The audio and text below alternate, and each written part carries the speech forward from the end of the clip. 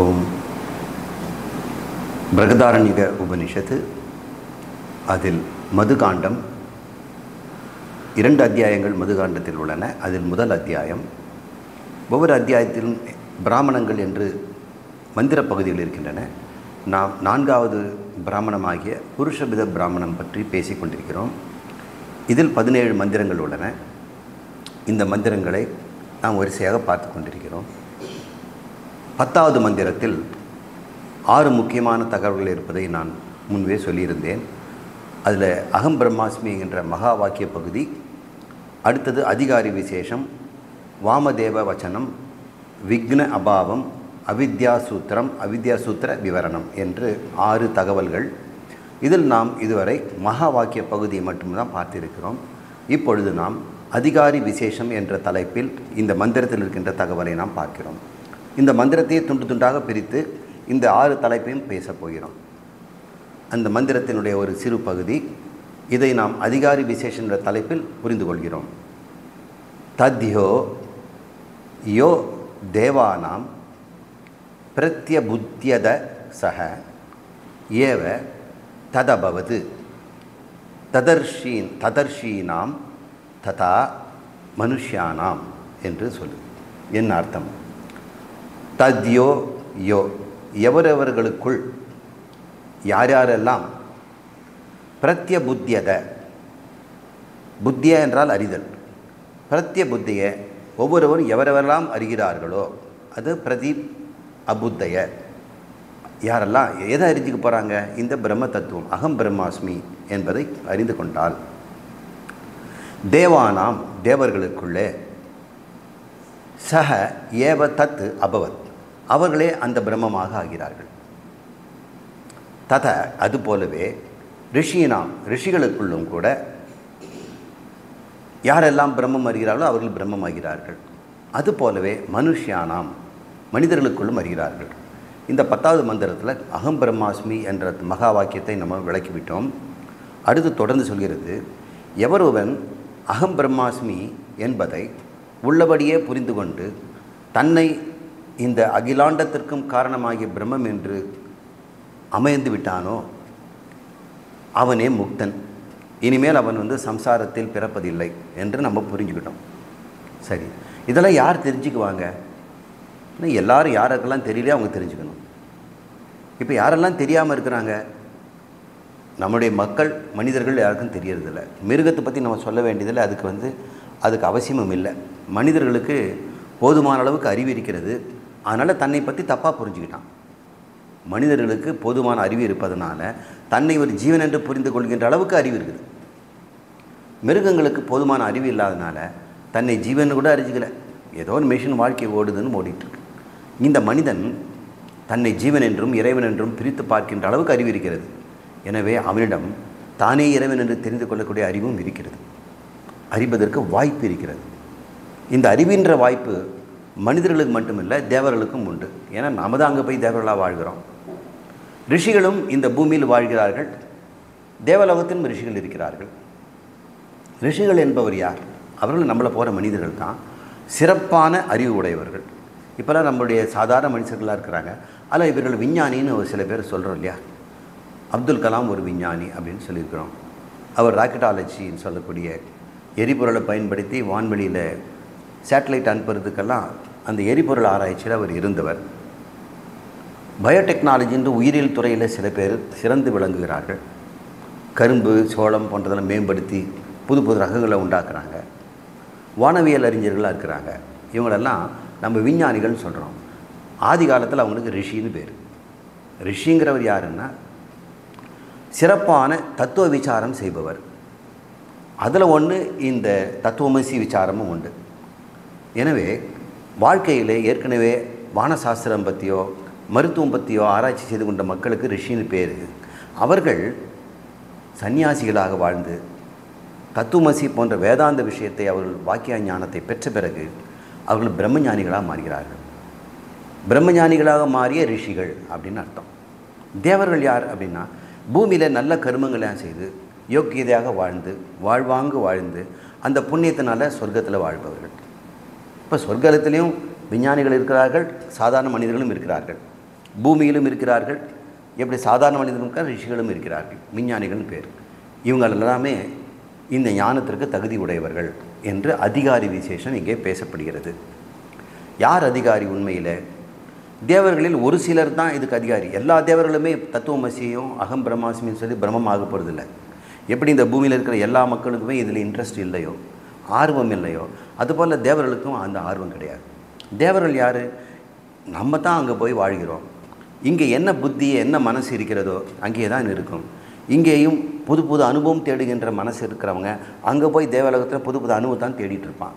ஒரு ஊராக சுற்றுவான். அங்கேயும் புது புது அறிவை தேடுகிறவன் தகவல் சேகரிப்பதிலையும் அங்கே விசாரணை செய்வதிலுமே அங்கே நேரத்தை கடத்துவான். யார் ஒருவனுக்கு அங்கே வைராக்கியம் வந்து நாம் இந்த ஞானத்தை பெற வேண்டும்ங்கிறாங்களோ அவங்க ஒரு சிலர் பேர் குருவை அடங்கி அங்கே இருக்கிற குருவை கிட்டு போய் இந்த ஞானத்தை பெறுவார்கள். அது ஒரு வாய்ப்பு இருக்கிறது. ரிஷிகளும் மனிதர்கள் தானே. அவர்கள் தேவலோகத்தில் இருந்தாலும் பூமியில் இருந்தாலும் ஏதோ ஒரு நம்மக்கிட்டே பார்க்குறோம். ஒரு டாக்டர் இருக்கிறாரு, அவர் பெடியாட்ரிஷிக் சர்ஜியன், சில நியூராலஜிஸ்ட் இருக்கிறாங்க. அவங்களும் குருவை நாடி எனக்கு இந்த தத்துவத்தை சொல்லிக் கொடுங்கன்னு கேட்கும் பொழுது அவர்கள் ரிஷிகள் தான், ஆனால் தத்துவமசி தெரிந்து கொண்டவர்களும் ஞானியாக மாறுகிறார்கள். அவர்களுக்கும் இந்த அதிகாரித்துவம் இருக்கிறது. அவங்க என்ன தியாகம் பண்ணுறாங்க? தேவர்கள் தன்னுடைய போகத்தை தியாகம் பண்ணுறாங்க. இன்பமான வாழ்க்கையை தியாகம் பண்ணிவிட்டு இந்த துறவு வாழ்க்கைக்கு வந்து இந்த ஞானத்தை அடைகிறார்கள். ரிஷிகளும் எதை துறவு செய்கிறாங்க? அவங்களுக்கு அறிவு தான் முக்கியம். ஆனால் அந்த அறிவே தியாகம் பண்ணுறாங்க. எனக்கு இந்த மெடிசன்லாம் வேண்டாம், இந்த வானசாஸ்திரம் வேண்டாம், இனிமேல் நான் வந்து ஆத்மாவையும் பிரம்மத்தையும் நான் தெரிந்து கொள்ள வேண்டும் என்றால் அவர் ஏதோ தியாகம் பண்ணி ஆகணும். அப்போ ஞானத்தை, அறிவை தியாகம் பண்ணுறாங்க, விஞ்ஞானத்தை தியாகம் பண்ணுறாங்க, போகத்தை தியாகம் பண்ணுறாங்க. மனிதர்கள் கூட இது முடியுமா? மனிதர்கள் கோடியில் ஒருவர் தான் போகத்தையும் அறிவையும் தியாகம் செய்துவிட்டு இந்த ஞானத்திற்குள் வருகிறார்கள். அவங்க தியாகத்தில் எல்லாமே அடங்கும். கணவன், மனைவி, குழந்தைகள், வீடு, வாசல் எல்லாவற்றையும் தியாகம் செய்துவிட்டு இந்த ஞானத்தை பெற்று இந்த ஞானத்தில் நான் பிரம்மமாக வாழ வேண்டும் என்ற ஒரே ஒரு எண்ணத்தோடு வாழ்பவர்களும் இருக்கிறார்கள். அவர்கள் தான் ஞானிகள் என்று சொல்கிறோம். இவர்கள் தான் அதிகாரிகள். சரி, இங்கே ரெண்டு விதமான மக்கள் இருக்கிறார்கள். சாஸ்திரம் சொல்லுகின்ற முறையிலே வாழ்க்கையை அமைத்து கொண்டு வாழ்கின்ற சாதாரண மனிதர்கள். அவர்கள்கிட்ட மன தூய்மை அடைந்து இந்த ஞானத்துக்கு வர வேண்டும் என்று ஆசைப்படுவர்களும் இருக்கிறார்கள். இப்போ ரெண்டு பகுதி. பெருவாரான மக்கள் இந்த ஞானத்தை கிட்ட வரதில்லை. நாமளே இந்த உபனிஷத்தெல்லாம் பேசும்பொழுது யூடியூப் சேனலில் இதெல்லாம் இருக்கிறது. இது போன்ற நிறைய மகான்களும் இந்த பிரகதாரண்ய உபனிஷத்து யூடியூப்பில் பேசியிருக்கலாம். அல்லது வேறு ஏதோ தகவல்கள்லாம் கூட இருக்கலாம். நூலகத்திலையும் புஸ்தகமெல்லாம் இருக்கலாம். குருநாதர்களே கூட இருக்கலாம். அவர்களை தேடி போகிறவர்கள் யார்? யூடியூப்பில் இருக்கக்கூடிய சேனல்களில் எண்ணற்ற இருக்கும்போது யார் கண்ணிலாவது இது பட்டா இது என்னவோ இது பிரயோஜனம் இல்லாததுன்னு விட்டுடுறாங்க. சில பேர் இது தான் வேணும்னு தேடுறவங்க இருக்கிறாங்க. உபநிஷத்துங்கிறது என்னன்னு தெரிஞ்சுக்கணும்னு தேடுறவங்க கட்டாயம் இதை அடைஞ்சிடுவாங்க. அப்படி தேடும் மனம் இருப்பவர்கள் யார் அப்படின்னு பார்த்தோம்னா பல கோடிகளில் யாராவது ஒருத்தர் தான் அந்த மாதிரியான எண்ணம் இருக்கிறது. கர்மத்திற்கு தேடுபவர்கள் யார் அப்படின்னா நிறைய கர்மத்துக்கு பிஸ்னஸ் தேடுறவங்க நிறைய பேர் இருக்கிறாங்க. ஆனால் ஞானத்தை தேடுபவர்கள் இருக்கிறார்கள், ரொம்ப குறைவானவர்கள் இருக்கிறார்கள். அதுதான் அதிகாரி விசேஷம். இந்த மந்திரத்தில் என்ன சொல்லுது? தேவர்களுக்கும் அந்த அதிகாரித்துவம் இருக்கிறது, ரிஷிகளுக்கும் இருக்கிறது, மனிதர்களுக்கும் இருக்கிறது. யார் வேண்டாலும் இது பெறலாம்னு அர்த்தம். சரி, கர்மத்துக்கு நான் பெருவாரியான பூமியில் இருக்க மனிதர்களெல்லாம் பணம், பொருள், புகழ தான் ஆசைப்படுறாங்க. அவங்களுக்கு வேணும்னா அதுக்கு என்னென்ன வேணும்? அதிகாரி. அதுக்கும் ஒரு அதிகாரி தேவைப்படுது இல்லையா? அவனுக்கு முதல்ல அர்த்தி என்று சொல்லக்கூடிய ஆர்வம் வேண்டும். அர்த்தி என்றால் ஆர்வம். பணம் சேமிக்க வேண்டும், பொருள் சேமிக்க வேண்டும், உறவுகள் நட்புகளை அதிகரிக்க வேண்டும், புகழ் பெற வேண்டும், ஆரோக்கியமாக வாழ வேண்டும், ஆனந்தமாக வாழ வேண்டும் என்றால் கூட கர்மம் செய்து தான் ஆகணும். அப்போ அவனுக்கு அதுக்கு ஒரு ஆர்வம் தேவை. எதுக்குமே ஆர்வம் வேணும். அது பேர் அர்த்தித்துவம். இன்னொன்று தட்சம். ஒன்றை அடையும் வரை பணத்தை சம்பாதிக்கணும், பொறுமை இருக்கணும். அப்புறம் பலம் வேணும், மனோபலம் வேணும். பிஸ்னஸ் செய்து கட்டுக்கோப்பாக வாழ்ந்து செலவை மிச்சம் பண்ணி லாபத்தை மறுபடியும் முதலீடாக சென்று அந்த முதலீடுகள் வருகின்ற லாபத்தை மறுபடியும் குறைவாக பயன்படுத்தி செல்வந்தனாக ஆகணும்னா அதுக்கு ரொம்ப பொறுமையும் வேணும், மனோபலமும் வேணும். இது பேர் தக்ஷ. அப்புறம் அபர்யு தத்துவம் அப்படின்னு பேர். கர்மத்தை செய்வதற்கு வயது வேணும். எல்லாராலும் யஜ்ஞம் போன்ற வேள்வி போன்ற கர்மங்களை செய்ய முடியாது. பிராமணர்கள் சென்ற கர்மத்தை பிராமணன் தான் பண்ண முடியும். சத்திரியன் செய்வதை சத்திரியன் தான் பண்ண முடியும், பிராமணன் பண்ண முடியாது. வைசியனுக்கும் சில கர்மங்கள் இருக்கிறது. பிரம்மச்சாரிகள் செய்ய முடியாது.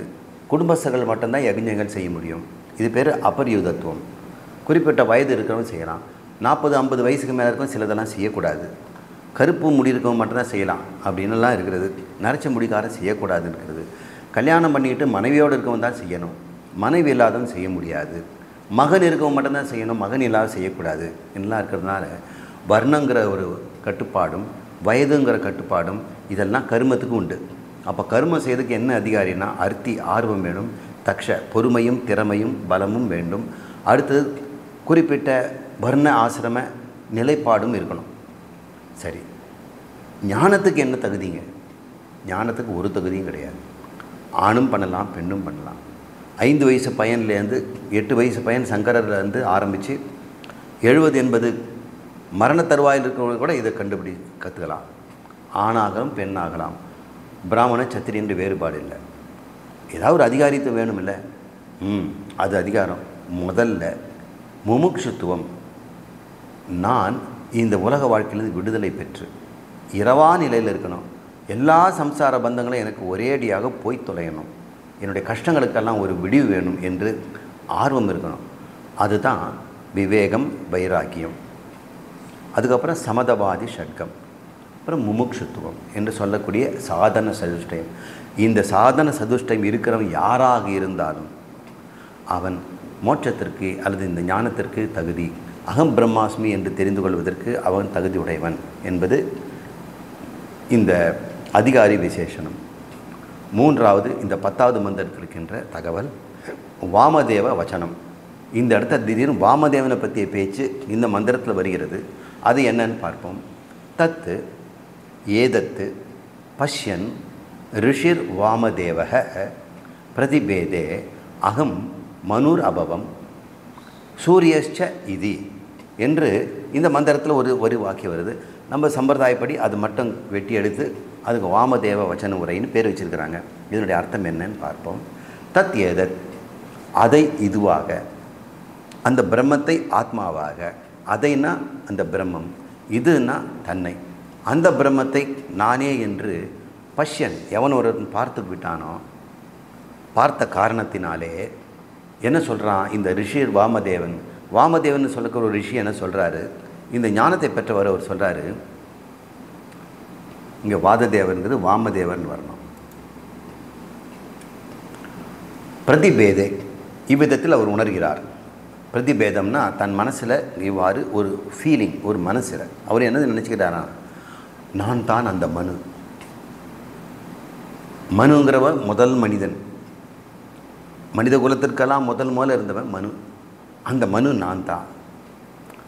அப்புறம் இந்த சூரிய தேவன் இருக்கிறானே, இந்த சூரிய மண்டலம், அவனே நானும் தான். நானே மனுவாகவும் சூரியனாகவும் இருக்கிறேன் என்று ஒரு வசனம் வருது. அது மந்திரத்தில் இருக்குது. அதை இந்த மந்திரம் எடுத்து காட்டுது. இவ்வாறு வாமதேவன் சொல்லியிருக்கிறான். அது எதுக்காக இது இங்கே சொல்கிறாங்கன்னா, உண்மையில் நம்ம சந்தேகப்படலாம். நீங்கள் சொல்கிறீங்க அகம் பிரம்மாஸ்மி என்று ரிஷிகள் கண்டுபிடிக்கலாம், தேவர்கள் கண்டுபிடிக்கலாம், மனிதர்கள்லாம். அப்படி யாராவது ஆய்வு இருக்கிறாங்களா? இருக்கிறாங்க. வாமதேவன் சொன்னதாக வேதத்திலே சொல்லப்படுவது கவனி. அவன் என்ன சொல்கிறான், நான் இதை அறிந்ததுனால, நான் பிரம்மம் என்று அறிந்ததுனால, இந்த ஆகாயமெல்லாம் நான், இங்கே இருக்கின்ற சூரியனும் நான், இங்கே உயிரினங்களுக்கு முதல் உயிரினமாகிய மனுவும் நான் தான் என்று அவன் சொல்கிறான். எனவே கிருஷ்ணர் அதே மாதிரி பகவத்கீதை சொல்லியிருக்கார். இதை நான் மனுவுக்கு சொன்னேன், சூரியனுக்கும் சொன்னேன், இன்று உனக்கும் சொல்கிறேன் என்று சொல்கிறார். ஆனால் இப்போ பிறந்தவர் தான் கண்ணன். ஆனால் அவர் சொல்கிறாரு, தனக்கு முன்னாடி பல கோடி வருஷத்துக்கு முன்னாடி இந்த மனுவுக்கு நான் இதை சொல்லியிருக்கிறேன் என்றால் அவர் என்ன அர்த்தத்தில் சொல்கிறார்? எவனொருவன் அகம் பிரம்மாஸ்மின்னு தெரிஞ்சு கொண்டானோ அவன் என்னை போலே இதையும் சொல்லலாம். கிருஷ்ணன் சொல்லவன்னு அர்ஜுனன் கேட்டுட்டு, ஆமாம் கிருஷ்ணா, நான் பிரம்மம் என்று தெரிந்து கொண்டதால் உனக்கும் நான் முதல்ல சொல்லி கொடுத்துருக்கிறேன்னு அவருக்கே சொல்லலாம். அவ்வாறு இந்த வசன உரையிலேருந்து நாம் என்ன தெரிஞ்சுக்கிறோம்? பிரம்மத்தை அறிந்தவர் எல்லாமும் ஆகிறார் என்பதற்கு ஏதாவது சான்று இருக்கிறதான்னு கேட்டோம்னா, வாமதேவன் இதற்கு சான்று. தன் ஒப்புதல் வாக்குமூலத்திலே அவன் சொல்லியிருக்கிறான். இவ்வாறு திருசங்கமும் சொல்லியிருக்கிறான் என்று இந்த நம்முடைய ஆச்சாரியர்கள் சொல்லியிருக்கிறார்கள். 10வது மந்திரத்தில் 4வது தகவல் விக்ன அபாவம் என்கின்ற உரை. விக்னம் என்றால் தடைகள். ஒரு காரியம் நடந்து முடியும்னா பல தடைகள் இருக்கும். பள்ளிக்கூடத்தில் கொண்டு போய் ஸ்கூலில் சேர்க்கணுன்னா நிறைய தடைகள் இருக்கிறத பார்க்குறோம். ஒரு கல்யாணத்துக்கு மாப்பிள்ளையை தேடி கல்யாணம் முடிஞ்சு அவங்க 2 பேரும் தனி குடுத்தனம் வச்சு ஆனந்தமாக பார்க்குற வரைக்கும் எண்ணற்ற தடைகளை அம்மா அப்பா சந்திக்கிறாங்க. ஒரு காதலன் காதலியை கைப்பிடிச்சு கல்யாணம் பண்ணுற வரைக்கும் அவனுக்கும் எத்தனையோ தடைகள் இருக்குது. படிப்பில் தடைகள், பொருளாதாரத்தில் தடைகள், இதெல்லாம் விக்னம்னு பேர். விக்னேஸ்வரன் என்று நம்ம பிள்ளையாருக்கு பேர், கணேசனுக்கு. அவருக்கு என்ன சொல்கிறார்? விக்னம் என்றால் தடை. தனக்கு வேறாக ஒரு தெய்வம் இருப்பதை தியானம் செய்தோ பக்தி செய்தோ பஜனை செய்தோ இருந்தால் அந்யஹ அசவ், அந்த தேவதைகள் வேறு நான் வேறு என்று தெரிந்து கொண்டு வேணுமென்றே பிரித்து தன்னை விலக்கி வைத்து பூஜை செய்தால் அவன் அப்படிப்பட்டவன் இந்த பிரம்மத்தை அறியவே முடியாது என்று சொல்கிறார். அதையும் செய்வேன் இதையும் செய்வேன் செய்யக்கூடாது. நான் பிரம்மம் தான், இருந்தாலும் எனக்கு சாமிகள்லாம் துணை செய்யணும், அவர் வேறு நான் வேறு என்று நீ பூஜை செய்தினா, பூஜை செய்யக்கூடாதுன்னு நான் சொல்லலை. நீ எப்படிப்பட்ட பூஜை செய்யணும்? அனன்ய பூஜை. நானே எனக்கு பூஜை செய்கிறேன், நானே தான் பிரம்மம், நானே தான் அனைத்தையும் படைத்த தேவர்களும் என்னுள் இருக்கிறார்கள் என்று தெரிந்து கொண்டு நீ பூஜை செய்கிறான். அது உலக விவகாரத்துக்காக, மக்கள் உன்னை பார்த்து தவறாக புரிந்து கொள்வதற்காக, கொள்ளாமல் இருப்பதற்காக, அவர்கள் நல்ல வழி காட்டுவதற்காக நீ பூஜை செய்யலாம். ஆனால் உனக்குள்ளே சந்தேகம் இருந்து நான் எப்படி இறைவனாக இருக்க முடியும்? இறைவன்கள் நிறைய பேர் இருக்கிறார்கள். இந்த பயனை இவர் அடைவதற்கு இந்த கோயில் போகும், இந்த பயனை அடைவதற்கு இந்த கோயில் போகும், குழந்தை வேணுமா கர்ப்பரட்சாகம்பைக்கு கோயில் போகும், கல்யாணம் ஆகணுமா அதுக்குன்னு ஏதாவது ஒரு காளஹஸ்தி கோயில் போகும். இப்படின்னு ஒவ்வொரு கோயிலையாக தேடி போயிட்டு இருந்தீங்கன்னா நீ இப்படி பிரம்மம் உன்னை சொல்லிக்க முடியும்? வேறு எந்த தடையும் கிடையாதுப்பா. இது ஒன்று தான் தடை. உன்னிடம் இருக்கின்ற ஒரே தடை, நீ அந்நிய தேவதைகளை உனக்கு வேறாக வைத்து நீ பார்த்து விட்டால் அப்போ இந்த பிரம்ம ஞானம் உனக்கு பயன் தராது என்று இந்த அவித்யா சூத்திரம் சொல்கிறது. பிரம்மத்தை நான் என்று அறியாமல் யாரெல்லாம் உபாசனை செய்யும் தெய்வதைகள் எனக்கு உதவும், நான் அவ்வாறு அவர்களாக மாறுவேன் என்று நான் வேறு தெய்வம் என்று இருக்கிறார்களோ அவர்கள் நிச்சயம் இந்த உண்மைக்கு உள்ளே வரவே மாட்டார்கள் என்று இந்த அவித்யா சூத்திரம் சொல்கிறது. இந்த மந்திரத்தில் 6வது தகவல் இருக்கிறது, அவித்யா சூத்திர விளக்கம். இதை பார்த்துவிட்டு இதை நிறைவு செய்வோம். 6வது தலைப்பு.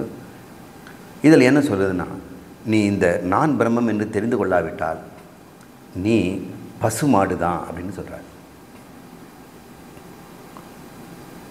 ஒரு குடியானவன்கிட்ட ஒரு 20 பசுமாடுகள் இருந்து அத்தனையும் ஒரு நாளைக்கு 1.5 லிட்டர் கறந்து அவன் பெரிய வியாபாரியாக வாழ்ந்துட்டு இருக்கிறான். அவனுக்கு ஒரு பசுமாடு இறந்து போச்சுன்னா அவன் எப்படி வருந்துவான்? 10 மாடும் போயிடுச்சுன்னா எப்படி வருந்துவான்? அப்படி தான் இந்த மனிதர்களெல்லாம் தேவர்களுக்கு பசுக்களா. நாம் செய்கிற புண்ணியங்களால் அந்த தேவலோகம் இருக்குது. இப்போ தேவலோகம்னு ஒரு லோகம் இருக்குதுன்னா மனிதர்கள் செய்கிற புண்ணியம் தாங்க போகுது. யாரெல்லாம் அக்னியில் ஆகுதியில் போடுறாங்களோ அதெல்லாம் தேவலோகத்துக்கு சொத்து சுகமாக மாறுகிறது. நீ தாங்க போய் வசிக்க போகிற. அந்த லோக கட்டுமானமே மனிதர்களுடைய பூஜையினாலும் தர்ம காரியங்களாலும். சார் நான் பூஜையெல்லாம் பண்ணுறதில்ல, யஜ்ஞம்லாம் பண்ணுறதில்ல, இல்லை. நீ கோயிலுக்கு போயிட்டு மனிதருக்கு நல்லதெல்லாம் செய்து சமூக சேவை செய்தாலும் கூட, தர்மமான வாழ்க்கை வாழ்ந்தாலும் கூட அந்த புண்ணியங்கள் தேவலோகத்தான் போகுது. அப்போது தேவலோகம்னு ஒன்று இருக்கிறவங்க, தேவலோகத்தில் இருக்கிற வாசிகளெல்லாம் என்ன பண்ணிகிட்டு இருப்பாங்க? கவப்படாத, பூமியில் இருக்கிறவங்கெல்லாம் நிறைய பசு இருக்குது, கறந்துக்கிட்டே இருக்கும் பால் அப்படின்னு பார்க்குறாங்க.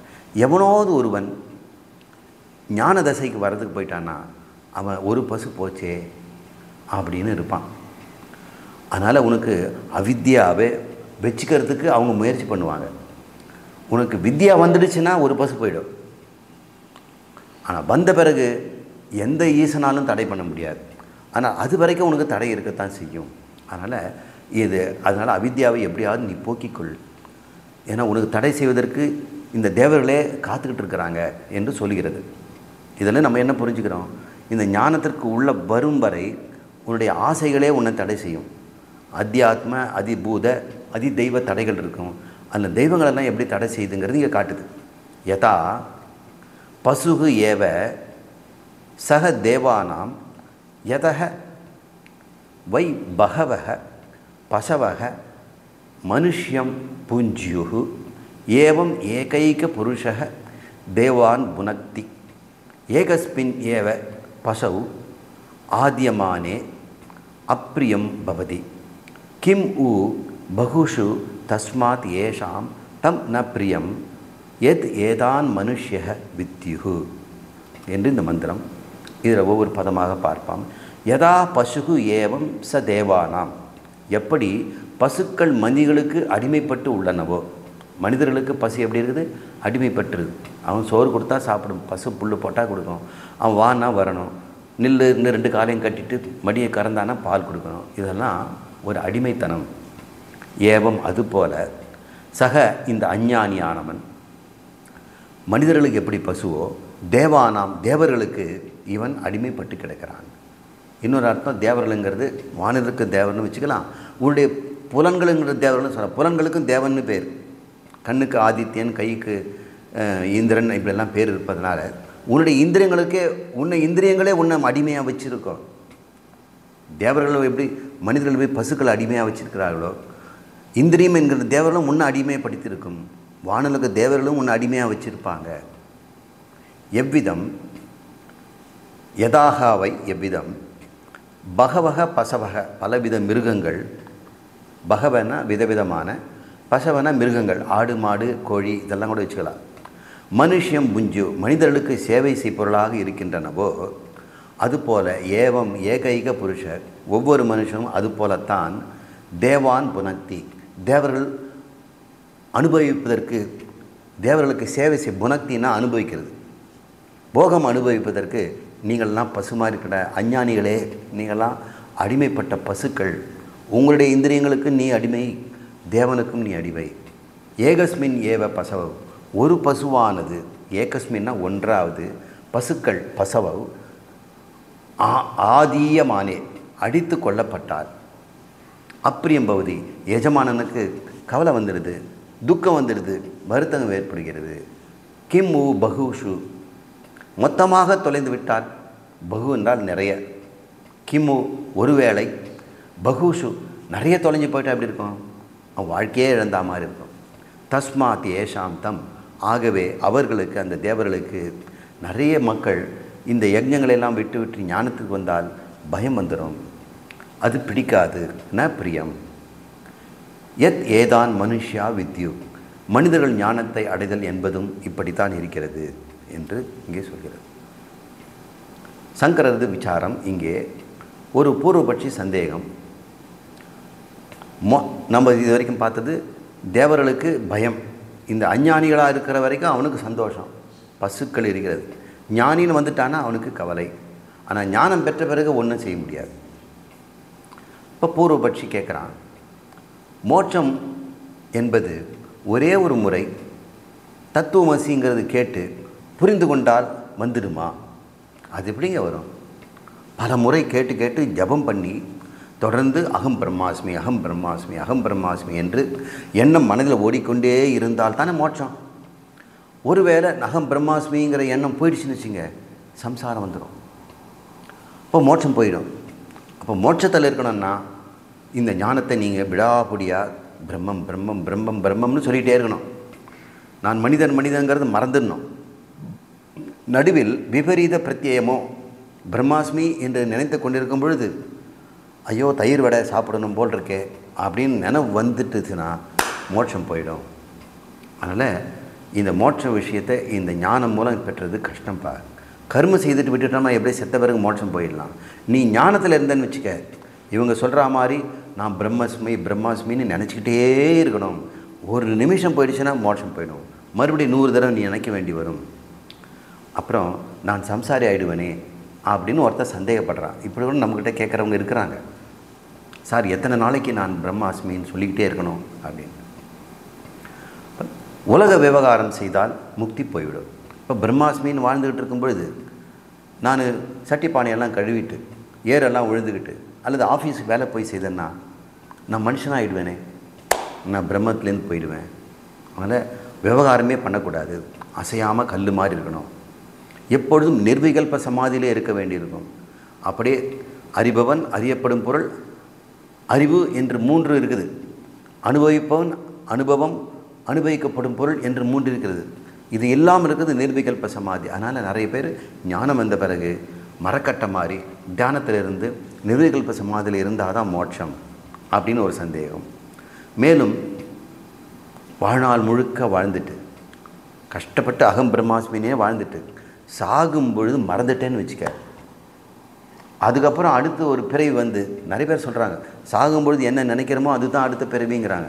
ஒருவேளை நான் உபதேசம்லாம் கேட்டு அகம் பிரம்மாஸ்மின்னு புரிஞ்சு கடைசி நிமிஷத்தில் மகனே இந்த சொத்தெல்லாம் வச்சுருக்கிறேன், பத்திரமாக காப்பாற்றிக்க, எனக்கு கொல்லி போட மறந்துடாதே, எனக்கு ஒரு ஆசை இருக்குது அப்படின்னு ஏதாவது ஒன்று சொல்லி வச்சினா மறுபடியும் நீ மனிதனாக பிறக்க வேண்டி வந்தது.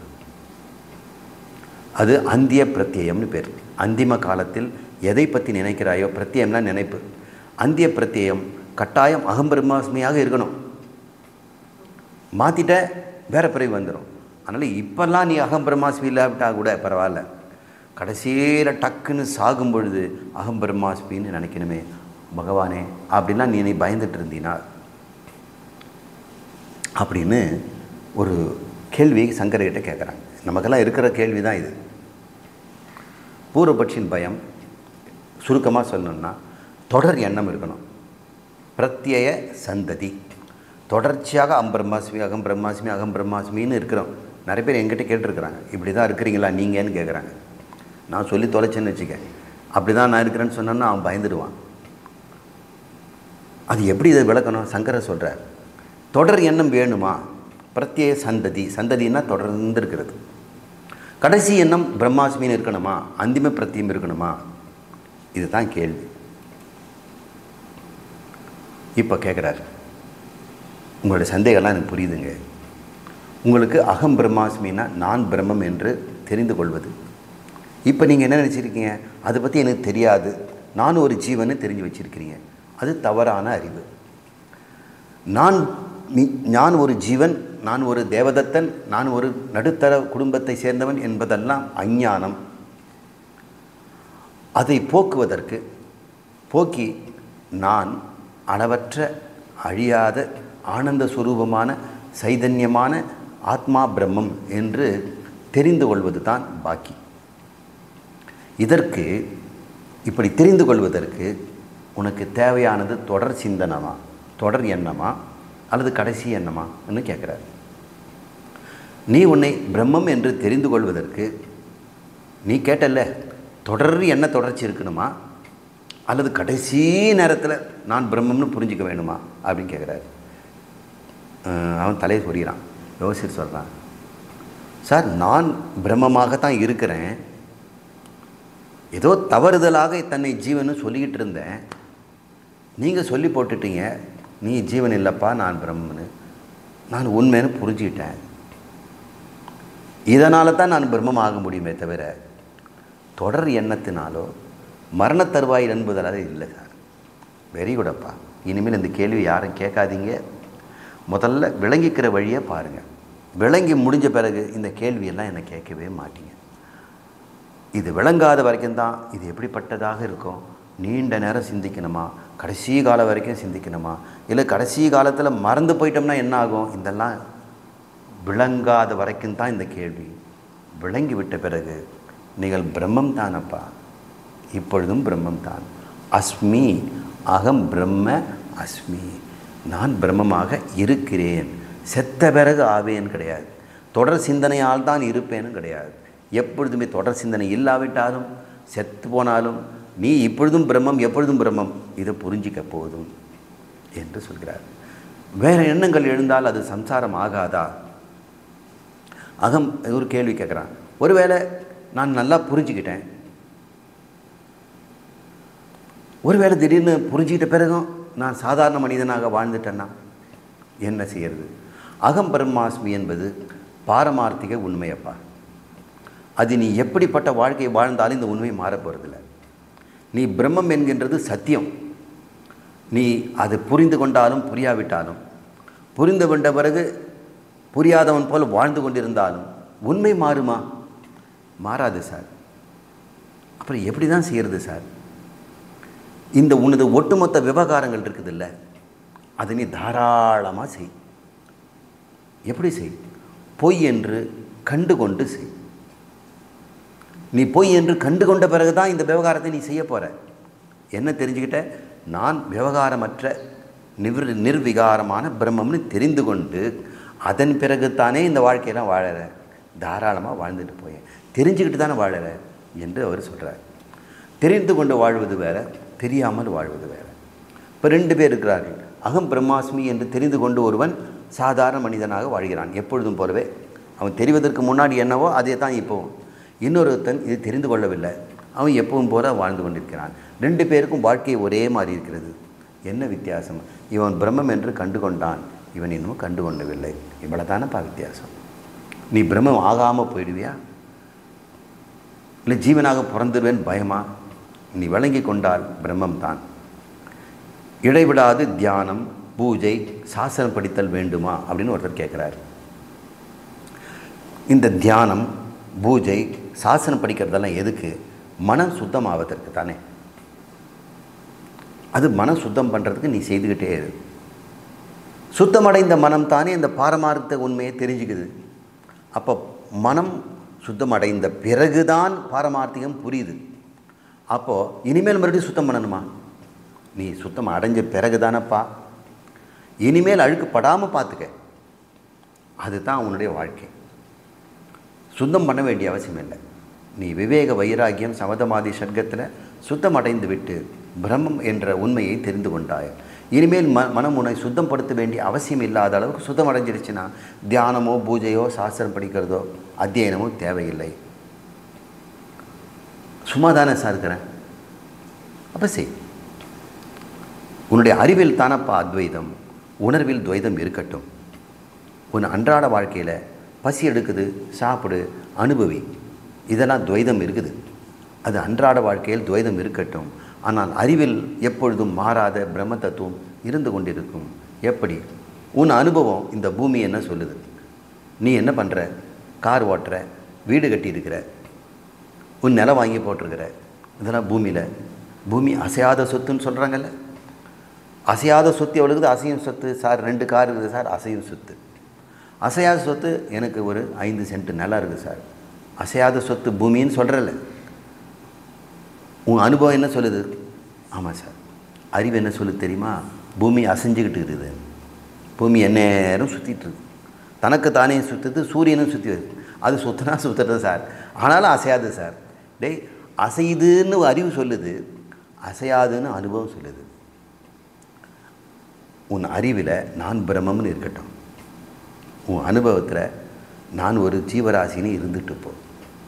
இதனால் ஒரு கெடுதும் கிடையாது. அறிவுக்கு எந்த பந்தமும் கிடையவே கிடையாது. எப்படிப்பட்ட வாழ்க்கை வாழ்வாய்? பூமி சுற்றிக்கிட்டு இருந்தாலும் நான் வீடு கட்டுவேன். என் அனுபவத்திற்கு அது எனக்கு இடையூறு அல்ல. இந்த அனுபவம் என் அறிவுக்கு இடையூறு அல்ல.